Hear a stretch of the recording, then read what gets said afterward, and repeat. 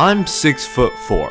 Technically, I'm more like 6'3 and 3/4, but you know, it rounds to 6'4". And apparently, that's taller than 99% of Americans. You would think that being 6'4" is a dream life, and that nothing is ever wrong. But let me tell you something, it sucks. Reason number 1, I have to sleep strategically. Let me tell you what I mean by that. So I have a twin bed, which means I'm approximately way too big for the damn bed. So this means I have to find a way to fit myself onto the bed. But luckily for me, in the great era of 1900 BC, a man named Pythagoras had an ingenious idea. He discovered that the diagonal side of a right triangle is always the longest side.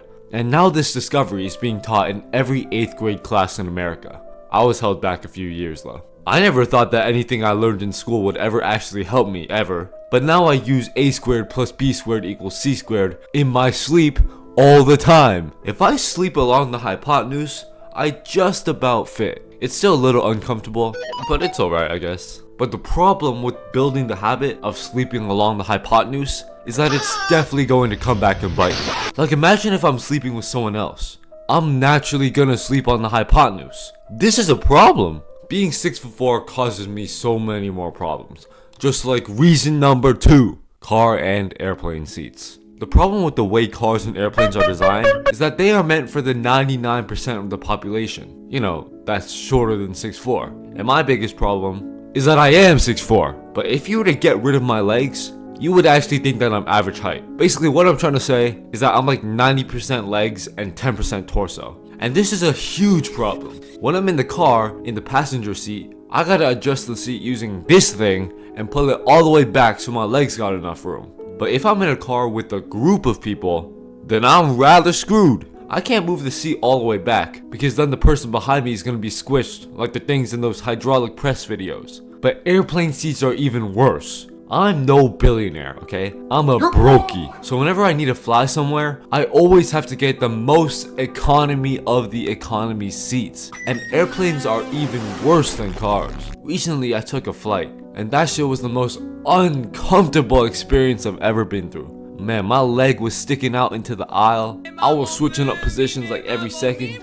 And I was throwing up the whole time. Not because I was airsick, but literally because I was sick. So that was a negative 5-star experience for me. Airplanes have literally become the next worst thing to torture for me.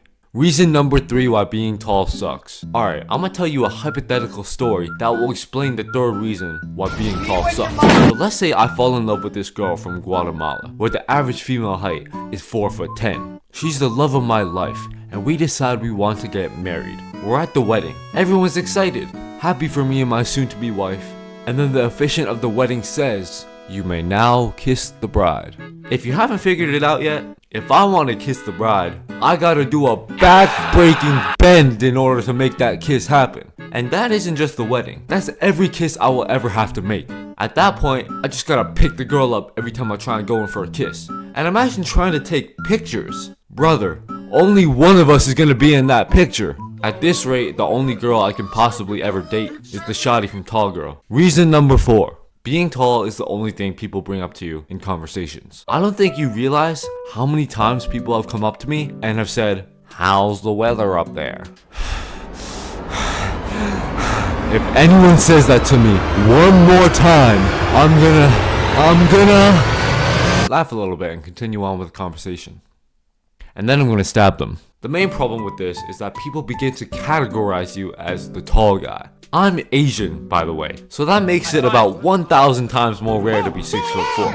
Like one time this black guy was walking past me, and after he walked past me, I heard him say out loud, "Damn, I ain't never seen that tall before." It feels like even if I come up with some Albert Einstein cure for cancer, or turn into the next Victor Wembanyama, I'm still just gonna be some tall Asian dude.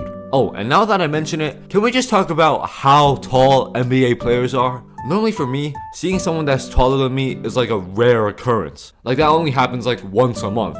But this one time, I went to an NBA game where I was like close enough to the court where I could see how tall the players were. Bro, I looked at Ivica Zubac and like, I can't even imagine how long this video would be if he made it. And now guys like Victor Wembanyama are in the NBA, and he makes me doubt whether or not I'm even tall or not. Like maybe instead I should just make a video about why being short sucks. Anyways, reason number 5. I'm scientifically expected to live shorter. Apparently every inch above 6 foot is like a year off your life or something like that. I think it's because your heart gotta pump blood faster to make up for the height, and your bones gotta deal with all the extra height above them. And I feel this big time because I play football. Soccer. I'm not European, but football is objectively the right name. And you don't understand the number of times my teammates have said to me, if I was your height, I would be Cristiano Ronaldo level. No, you would not. If you were my height, you would realize that being 6'4" is hard. My center of gravity is higher than everyone else. I'm not as agile. And no, you would not be crazy good if you were 6'4". Now that I think about it, being tall really isn't that bad.